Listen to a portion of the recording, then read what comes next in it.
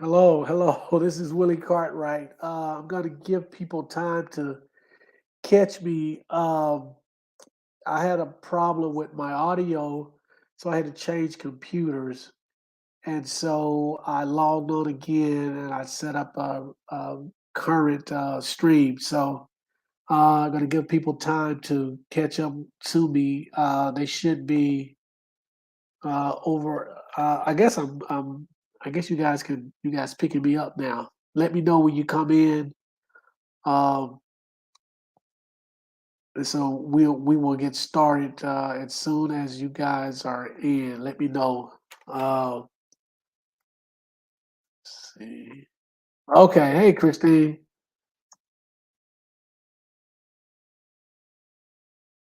audio good. Thank you.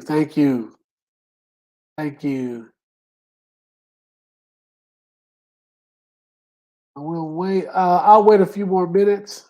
I'm still typing, thinking that people can't hear me, but yeah, I'll wait a few more minutes, Christine. I appreciate it. I'm gonna let a few people join with us today because I'm behind, messed up. Something was going on with my computer, so my audio wasn't working. So I'm in a different room, and there's lighting. I do like the photo behind me, uh, the picture behind me. So I think that's good. So how are you, Christine? Hopefully you can still hear me. I'm good. It's been a few weeks. We had holidays, so I hope the holidays went well for everyone. For those of us who celebrate holidays, um, or for those like me who just take the opportunity to relax and spend time with family. I was gonna catch a movie, but we didn't get a chance to do that as well. So, um, but yeah, so we'll get started. I'm giving another minute or two so people can kind of catch up to us as to where we are today. It's probably not going to go the full hour. We're already 15 minutes behind us. I apologize for that.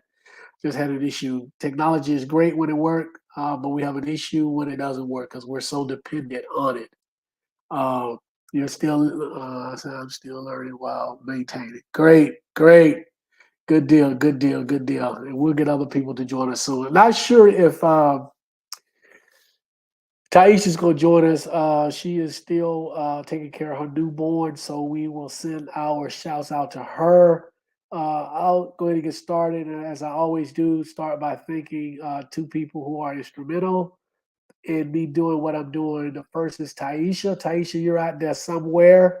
Hopefully, I know things are going well with you and the new baby and the mister, and we are so happy for you guys. You guys send love to Taisha. She had a baby a few weeks ago. It's been probably over a month or so, but I know that she is busy, busy, busy with taking care of the newborn. So Taisha, shout out to you. Thank you so much for everything you've done and continue to do. I'm sending you guys well wishes. Still waiting for you to get up here to Atlanta. I know it's gonna be a minute now, but waiting for you to get up here to Atlanta so we can all do go out to dinner. Also, I'd like to say thank you to my wife, Salima. Salima, you are amazing, outstanding. Thank you so much for everything. Actually, it was her suggestion that I wasn't even thinking, but she said, "Why don't you just use another computer?" And I was like, "Oh, okay, yeah, that makes sense." So thank you for that. So I appreciate that. It's good to be married to a spouse who at times, most of the time, is a lot smarter than you are. So thankful for that. So that is good. Yeah, Christine, the baby is here. It's probably been a month now. I want to say maybe Taisha's out there somewhere in the world listening. She could send us a message, chime in. But yeah, I think it's been a month since she's had a baby. So that is awesome, awesome, awesome. And she has a lot of new stuff on her channel. I think she's doing a whole series on her having a baby. I think she has kids like 18 years apart, so I think she's doing a whole thing on that. So very interesting. But she has a lot of other stuff, a lot of other content on her channel. So always support Taisha, always. So yeah, OG, glad to have you. Glad you caught up to me, man. I appreciate. I'm sorry, has had a mix up, but we're here and we're ready to go. So today, what I wanted to talk about, I think it's a serious subject, and I'm probably going to talk about it again because I wanted a lot of people to be here to hear this. I think it's extremely important. But what I wanted to talk about today is the African American community and secularism. So why this subject today? Well, as many of you know, I am in school working on another master's degree. This one is in religious studies. And for those of you who are listening and are not familiar with me and who I am and what I do, or those of you who might um, get on here and listen to this a little bit later, um, I find that most of the time when I tell people, and I don't tell a whole lot of people, partly for this reason, when I tell people I'm in school for religious studies, the first thing that we, especially we, us, Black people, think about is it ministry, is it theology, and is neither. It's actually the study of religion, all religions, the history, the origin of religion, how it's applicable, how it's applied, the ramifications of religion, everything surrounding religion, different types of religion. So yeah. But anyway, we are wrapping up our first. Well, for me, my first semester, and I have about 3 research papers that I've been working on, and 2 of them touch on the subject of African Americans and secularism in some form or fashion, whether it's deconversion or just the secular world or whatever. And the reason for that is because this is what I plan on doing my life's work on, or the rest of my life's work on, as I pursue a PhD, hopefully after this master's degree. But my work is going to be around our community and how we embrace or don't embrace secularism, the meaning of it, why it's important, what's the future of it for us, and what are the ramifications of our community embracing or not embracing secularism, or at least trying to understand it. And so those 2 papers that I'm writing touch on that issue and issues that are connected to it. So today I thought it would be interesting if we had a discussion on it. Hey, Texas God is glad that you made it. Great. So we're talking about our community and secularism. First of all, the first thing I want to say about it is that secularism is a spectrum. For us, especially, it is a spectrum. It is. It is.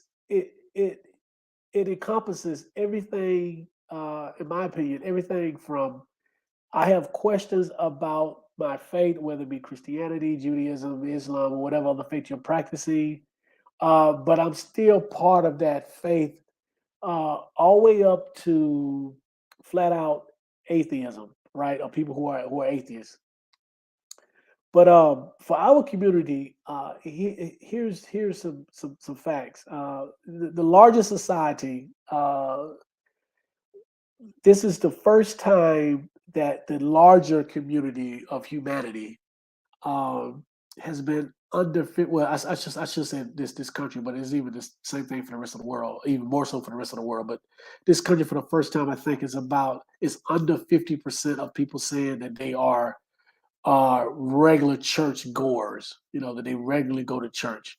Um, those 30 and under, there is a title called nuns, Nones.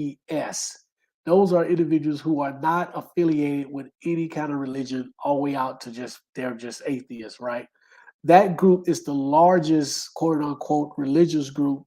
That is the fastest growing quote unquote religious group in the country. They are 30%. So those people under 30 years of age. 30% of those individuals are considered what are called nuns, like they're not affiliated with any church, any religion, any faith whatsoever. Um, and that is even for the African American community. Uh, According to a study that I cited in one of my papers, 10 years ago, that number for African Americans was less than 20%. But it was right around 30% for other groups. We, as African Americans, that generation of 30 years and under, we've caught up to the rest of the country. And so secularism in our community, whether we accept it or not, whether we want it or not, or whether we believe it or not, it is inevitable not only for our community but for the larger community at large. For the larger the macro group. So this is a subject that I think that we should address and we should start to talk about, not just on this show, but I think openly in our community, whether it be at churches, whether it be at rec centers or whatever, meetings, fraternities, sororities, whatever, because I think it's a really, really big issue, um, especially for our community because for so long we've been so devout, we've been so religious, we've been so dependent, and so connected to religion, especially Christianity, to be able to see a generation and generations after this generation. I mean, we got the generation after the millennials, and then the generation after that. Based on these stats and the way things are going. It's just a matter of a few more generations before we're at 50% nuns or 50% or more of people who flat out don't believe in God, don't practice a faith, or practice a faith differently than what we traditionally know. And we leave room for that as well. So it is really interesting. And those of you who have any comments, please chime in. But it is interesting that we are, as a larger society, and us as a separate, a smaller unit of that larger society, our community, that we are pulling away from traditional organized religion, and we're doing it at a faster rate than a lot of people thought that we would.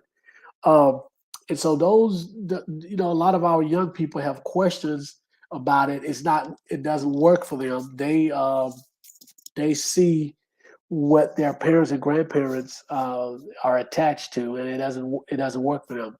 On a personal story, I remember my nephew is 31, I think, and it's probably 7, 8, 9 years ago. He gave me a call. It's probably right after I deconverted, so that was 2015, so probably 2016 or so, 17. He gave me a call one day. He's like, I can't talk to mama, but I just wanted to get your opinion on religion and what you thought about religion. Now, mind you, um, my nephew in his younger days, um, he was in church like I was all the time, by virtue of his mother, which is my sister, and his grandmother, which is my mother, who was a minister at the time. And so he was always in church. That's all he knew was just, being in church and being in church and all of that. But just like a lot of people in his generation, he had questions, he had concerns about the faith. Um, I don't really know where he stands now, but what I did tell him at the time was, I told him, I said, listen, I said, do your own research, find out what works for you. But whatever it is that you choose, make sure that you understand why you're choosing it or why you're there. Understand why you believe what it is that you believe. Because I thought that was extremely important. And I said, be open to learn about everything. And so I think he took that and kind of ran with it. I'm not sure where he stands now. We don't really talk about church. Not we just don't we just it just don't come up in our conversations.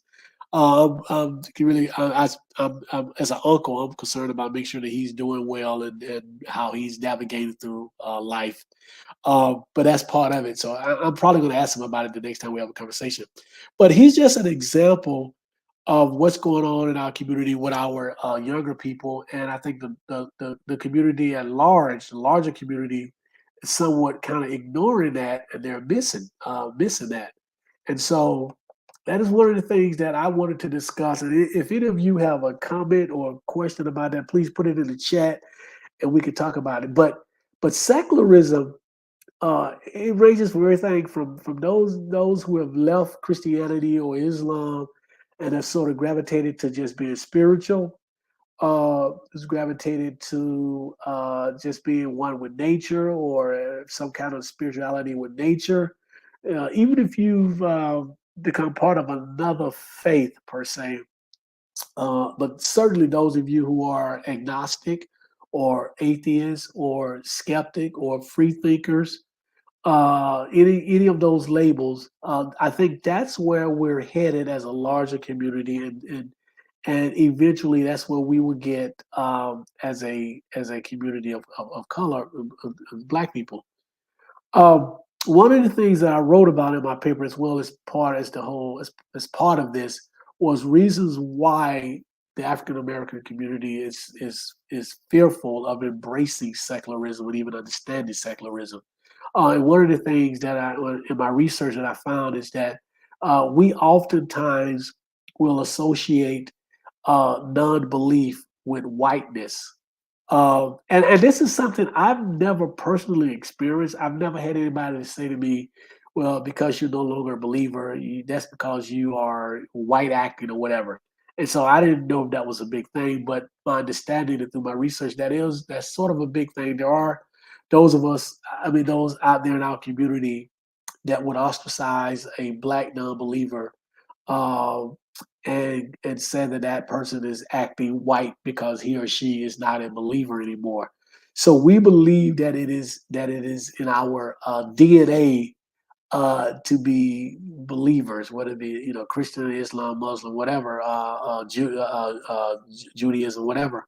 It is in our. We believe a lot of us believe that it is in our DNA that it is innate in us to be believers in some type of deity, especially the Christian deity. And that's just not necessarily true. There are some studies out there that say that religious belief is innate in all humans. In my research, I believe that it's more of a evolved trait than something that we're actually born with. Um, it might be strong. It is stronger now over the thousands of years of evolution, but I don't think it's something that we were originally that it was original to us as humanity, as humans. But again, it is something that our community need to spend more time talking about. Um, and I'll be honest, I say this to members of our community that are still part of the church. Look around you. The churches are closing. More and more churches are closing down. They're not able to sustain and continue to grow. And the reason why is because the two things that helped the church grow, especially in our community before, was women and the children and their children. And so when you don't have the young people that are coming to the church in droves like they used to, then that creates an issue. So now you're not being fed, the young people are not coming into the church and replacing some of the older people that are dying out. And so that's a problem. So I've told people in the church, I say, you need to figure out what it is about what you're doing, and you being the collective church, that is pushing young people away. If you're really concerned about the church continuing to exist as we know it right now. And so you need to address those issues, the issues that those young people may have about why they no longer want to be part of the church and why they're leaving the church, and why nuns NONES is the fastest growing religious group, quote unquote, in the country. Hey, Noble, we are talking about African American community and secularism. So if you got any comments or questions, by all means, put it in the chat. The chat is pretty quiet today. I guess people are just are just listening. But I would love to have some input and see what you guys think, because you know how I do this. I try to make this show interactive.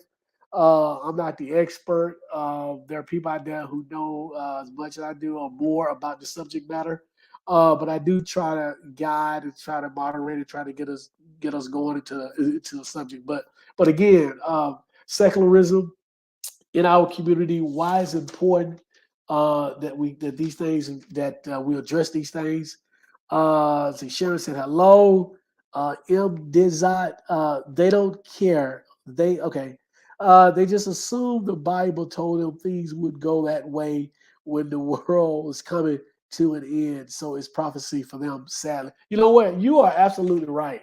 Um, I've had those conversations with people, and they said to me, "Well, the Bible foretold of this. The Bible said that people would be walking away from the faith." And that is sort of that is again, that is one of those built-in defense mechanisms that the creators of Christianity and any other similar faith put it in place, and people just kind of fall into it without even thinking about it. Um, so I don't. It's just weird to me that they would kind of concede that as opposed to addressing the issue, if it's important to them. And you're right, maybe they just don't care. One of the things that I often say about Christianity is that Christianity really is a selfish religion because most of the people that I know that are Christians, their biggest concern, and quite often their only concern in this area, is that they're saved. And so it becomes it's really selfish. I'm saved. God has shown favor on me. I'm blessed. Look what God is doing for me. And so you're right. There's a sense of selfishness there. And so yeah, maybe they don't care. Maybe they're at the point where they believe that they're saved and all the loved ones around them that they can get to be saved is saved. So they're not concerned with that issue anymore. Um, so yeah, that is one of those things that's a defense mechanism that they're used. Um, so Henry, saying, "Yo, what's popping? Glad to be here." But I'm glad you guys found me. Again, we got started a little late. I had a technical issue with my microphone, so I had to kind of change computers. That's why I look a little different. Got a different background on a different computer, but we are here. We're good to go. OG said member behavior, especially preachers, undermine church attendance. Yeah, there is. So let's address that. So I often tell people that those of us who've been in the church and we leave the faith and stop believing altogether, totally stop believing, it's because for most of us is that there is a lack of evidence. There's a lack of facts to prove that what's in the Bible or that whole the faith itself is real. However, before we get to that point, we tend to get we tend to have questions in the church that we ask. I mean, there tend to be things that pop up during church that we have questions about, and we don't get those answers, right? So that in return kind of leads us to our own sort of self-discovery and a journey. But the second thing is what OG hit on as well, is that many people start to really pay attention to the behavior of members of the church, especially those who are in leadership positions, those who beforehand you might have seen as extremely pious individuals, whether it be the pastor, whether it be other preachers, whether it be deacons, sisters of the church that have been in the church for forever. Um, and so young people especially, they start to watch the behavior of these individuals.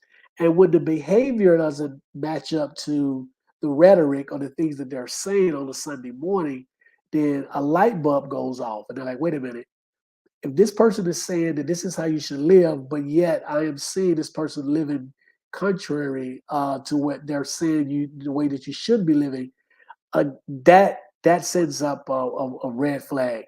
So these young people especially start to ask questions. Wait a minute, something's not right, and it's not gelling. So you add that to the fact. Well, I also went to church and asked a question about Adam and Eve, or the age of the earth, or any other thing in the Bible that does not align with science, and I didn't get a satisfactory answer. I didn't get an answer at all.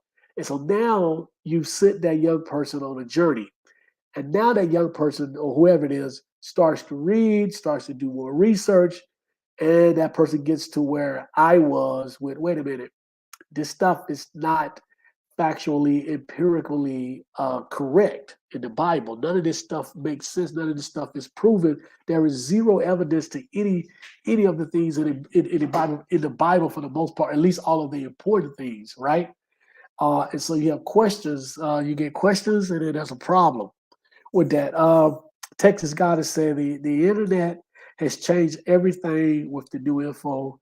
We just can't believe like we used to. That that's it. That is absolutely it. That is absolutely it. Texas God, and thank you for that comment. Sorry. Um, but that is the biggest issue with young people because now, unlike us, they're able to fact check the information that they may hear in church, right? And when that information that they fact check doesn't line up with what they heard in church, now you have an issue. Now they have more questions. Now they're going to do more research. And as we see, as I stated earlier, 30% of them are saying, this is BS and I'm walking away from it. So absolutely, the internet is the biggest enemy of organized religion, and it is the biggest friend of those of us who are pro free thought. Um, and absolutely. So yeah, Henry said white Christians is so different from black Christians. Reverend Warnock is running. White evangelical pastors are attacking him and trying to destroy him. It seems so weird to those who pay attention. Yeah, and you know what? That's a great point, and I think people are smart enough to start connecting the dots. Um, those of us who are not, those who are not um, severely indoctrinated into religion, into organized religion and Christianity as a young child, to the point where they're not able to see or not able to think clearly or analytically. They can clearly see what's going on. So the questions that they're asking, if Reverend Warnock uh, is a pastor and he is a Christian, but yet you as evangelicals are attacking him, and yet plus you're supporting a guy whose behavior is antithetical to Christians, the way Christians are supposed to act. There's a problem here. So I am fortunate enough to where I attend school. I have a couple of classes with a lot of undergrads, right? So it's a hybrid class full of grad students and some undergrads. But I'm able to hear um, the way these young people think, and absolutely they are not. They have problems with religious people who are ostracized or scorned their gay friends, uh, who are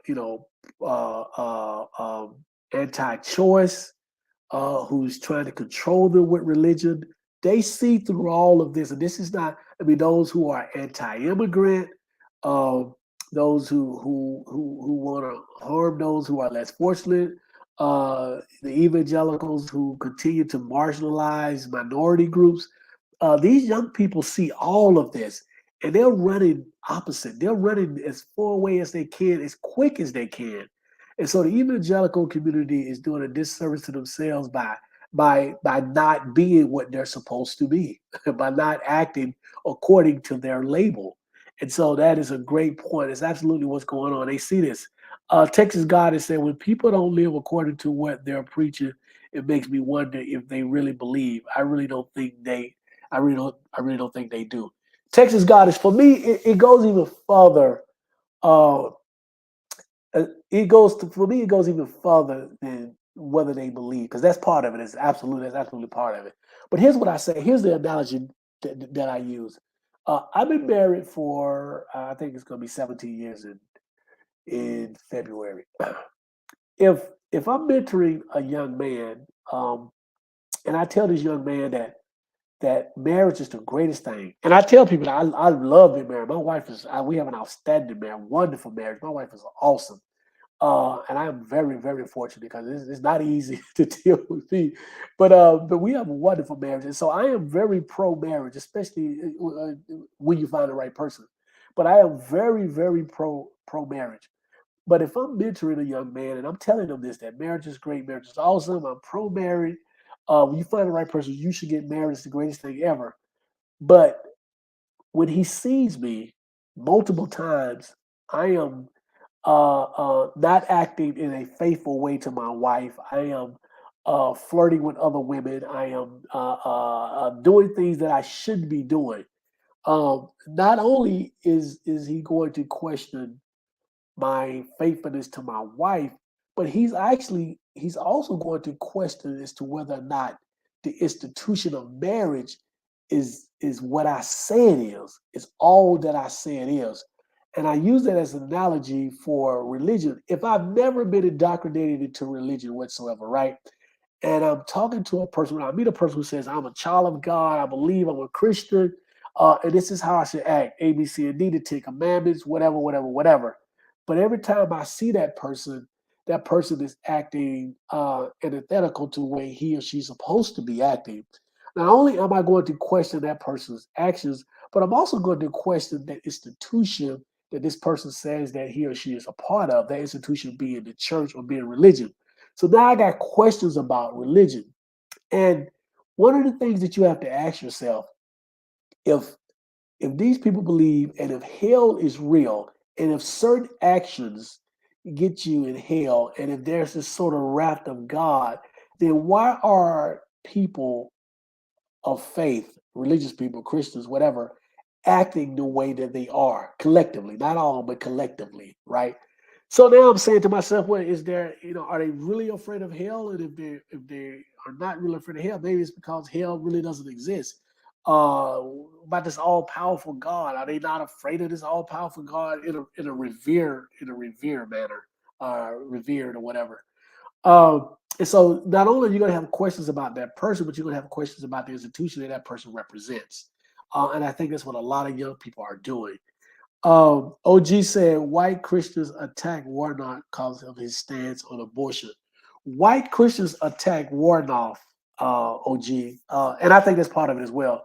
But here's why white Christians attack Warnock. The ones who attack Warnock understand that religion is a tool. It is a tool. Christianity is a tool of white supremacy. Those that attack Warnock understand that it is really about preservation of their culture, of their kind, of their people, and that they've been able to use religion, in this case Christianity, as a controlling mechanism. They have absolutely nothing to do. They have no intentions of whatsoever of living by the tenets of Christianity. If living by those tenets infringe upon um, their privilege and their benefits and their rights. So their faith is not what's primary in their life. White supremacy and maintaining control and power is what's priority in their life. So they're attacking Warnock because he represents the opposite of that. He represents progress by marginalized people. He is a threat, and people that look like him and a coalition around him represents a threat to their privilege and their power and the position that they're sitting in and their culture. Texas Goddess asked, "Who is Warnock?" Warnock is a senator from Georgia, who's running against Herschel Walker, he's actually a citizen of Texas, but he's running here in Georgia. So Reverend Warnock is a pastor and has been a pastor for a long time at, I think, Dr. Martin Luther King's old church here in Atlanta. He is the incumbent. We had the votes earlier. It became a runoff between Warnock and Herschel Walker. His name is Reverend Raphael Warnock. And so now we're in a runoff. Thankfully for you, Texas, you are lucky because you're not in Georgia to hear these horrendous commercials that's going back and forth. But more importantly, you're not here to hear just Herschel Walker's comments about certain issues, his stump speeches. Count yourself fortunate that you're not here to hear that. But anyway, OG. So yeah, so that to me that's always been the thing, and so um, understanding the history of religion, especially Christianity, it makes sense when you really understand that this is the position that a lot of white evangelicals take. Not all. There are actually white evangelicals or white Christians who really, really believe in the tenets of Christianity and Jesus Christ and what he did and that kind of thing. I mean, there are, but I think there's a large percentage of them that understand that Christianity has been a tool to control us and poor people. They understand that it is an issue that they can use to maintain power if they appeal to the masses that are evangelical or Christian or faith based. They can use that as a tool to stay in power, stay in control, and that's how it's been used. So I'm not surprised when you hear or see white evangelical Christians who turn on Warnock. Those who standing outside and looking in are saying, "Wait a minute, he's a pastor. You are evangelicals. What am I missing?"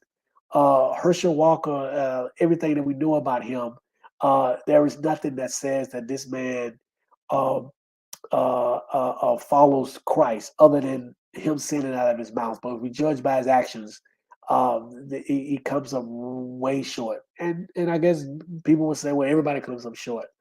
But from a standpoint of who is the most Christ-like as an evangelical voter, it's not even a contest. It shouldn't even be close. If that's why you're voting, if your faith is that important to you and primary in your life, and you want to vote for an individual who represents your faith, between Reverend Raphael Warnock and Herschel Walker, it's a easy pick. But unfortunately, that has not been the case, as we can see, because the state of Georgia, we're in a runoff election, right in the middle of a runoff election. So yeah, but that's it. But yeah, so again, secularism is something that not only this country but the world as a whole is going toward. The world is quickly becoming less religious, and I think that is a good thing. Not from the standpoint I want to eliminate religion. I even made the argument today in class in the discussion that religion for individuals and certain individuals and some people is a good thing. They need it for comfort.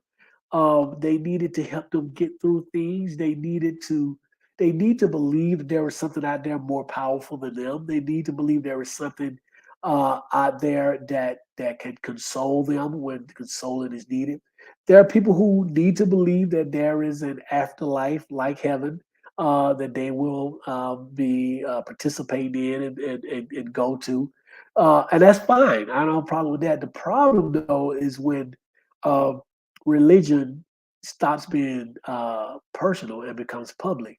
Is when religion stops becoming an individual act and it becomes a public act. And so, what do I mean by that? I mean when evangelicals try to enact law, pass law, control individuals' actions based on their being the evangelicals based on their religious beliefs, and everybody just don't believe the same way. So when you try to eliminate uh, women's choice, when you want to pass laws against gay marriage, interracial marriage, or when you want to, pass laws, stem cell research, or anything like that. When you refuse to, when your refusal to allow uh, uh, the selling of marijuana or gambling in a state solely based on your religious beliefs, then that's a problem because everyone doesn't believe the way you believe, and we should have to follow. Um, it shouldn't be laws passed based on the religious beliefs of anybody. I don't care what the majority is. This is not a theology. A theocracy that we live in. We don't have state-sponsored religion, or at least we're not supposed to. So yeah. So that's the issue. OG said America is heaven for them. You know what, America, and that's part of the problem. OG, um, a lot of the old ones, we say, oh, I'm talking about evangelical Christians. They reminisce about a time that's long gone. They dream and they fantasize about a time where when it was all about white people, and particularly white males, because there's a lot of sexism, even along with the racism, although white women still benefited. Um, but they harken back to those times when this country actually, really did represent heaven to them, because black people and other minorities were in their place.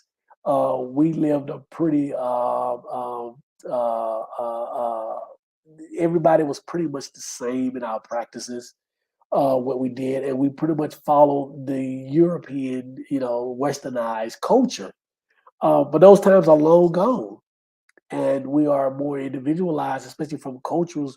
There are, everybody wants to celebrate and be able to live their cultural identity in this country, and a lot of old school evangelical white people have a problem with that.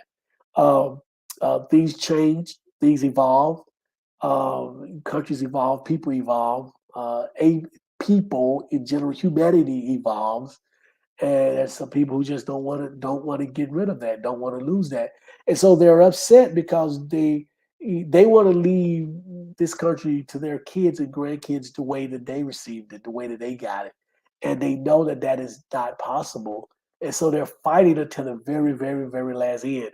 And a large part of that is the faith, is the religion, and how we all practiced it before. And so their attack on secularism is part of their attack on everything that is anti, or what they believe is anti them, right?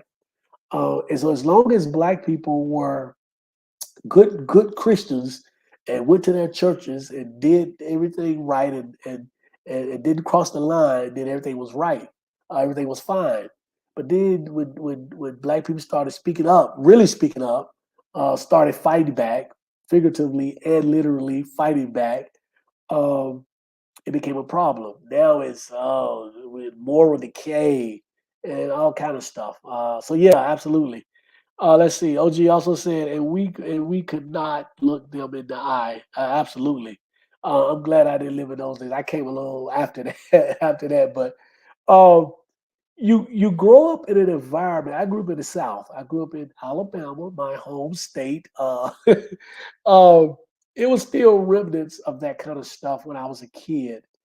Um, I mean, not to that point, but to the point where you heard the stories. Maybe your parents or grandparents had actually experienced that firsthand, and so in their mind, things were still the same way, or and a lot of places they were they were, and so you were trained or you were taught to act a certain way. Um, so that you could get along, so there would be no issues.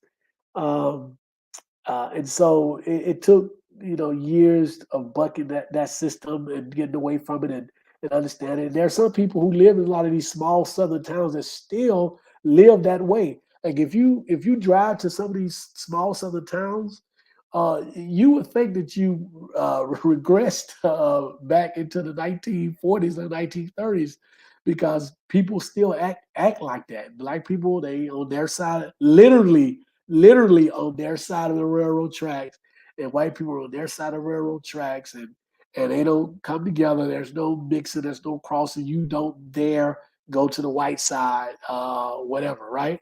Um, and that is still going on in a lot of these towns, and not just the southern towns. I'm just familiar with the South, but I know there are places in the Midwest and up north where these things still happen. But we are, evolving as a country, as a people, as a collective community, and people are fighting it. And again, I will end with this. A large part of that is how we practice religion, how we traditionally practice religion.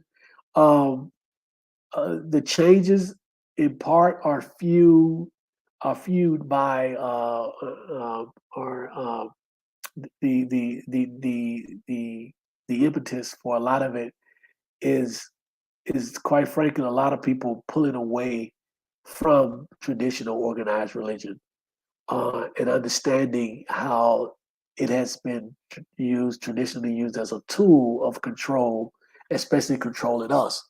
And so, if we don't get anything else out of if there isn't anything else that people can point to and say, well, it's a good thing that we're questioning religion, at a minimum, it should be that we are breaking away from the mental chains that religion has helped to form around us.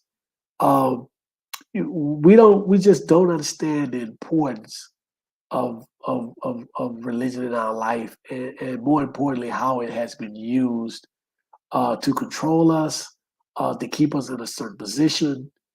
And so for me, the fight is largely everything that I do, directly, indirectly, is really about the betterment of our people. And I identified early on, years ago, that the way that we practice religion, our interpretation of religion and Christianity, was a hindrance to our overall progress, our collective progress. Um, and so there's the next time I do this subject, we'll talk about some other stuff that's related.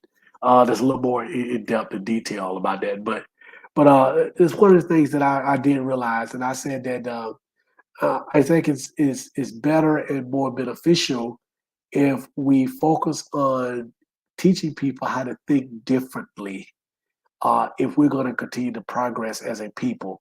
And I thought about it. I said that the thing that control us, and I'm thinking more so than anything else is religion and how we practice and what we've been taught about Christianity.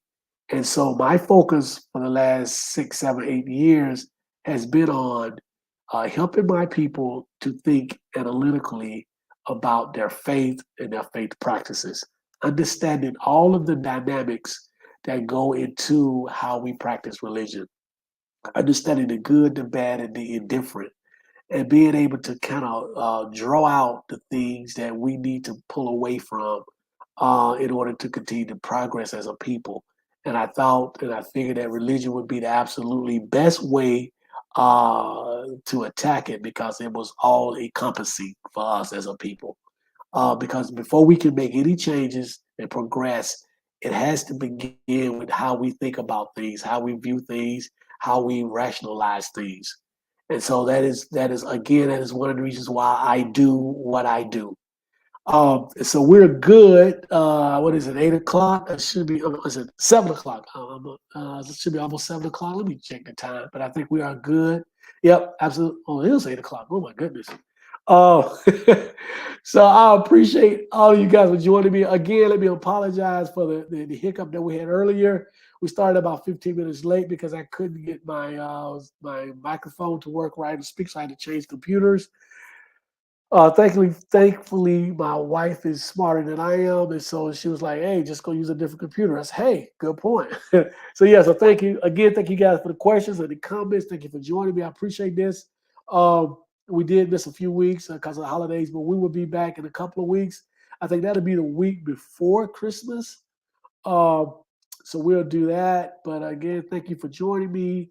Hope you all enjoy. Hope all of you enjoy your weekend coming up. And tell a friend, tell people about this podcast, and we want to continue growing it. And well wishes again to Taisha and her baby and her special person. They are happy, and we hope that they are doing well, and we hope that she can join us sometime soon. Maybe even bring the baby, right? That'll be good. So we'll talk with you guys later. This has been awesome. Thank you guys again. Goodbye.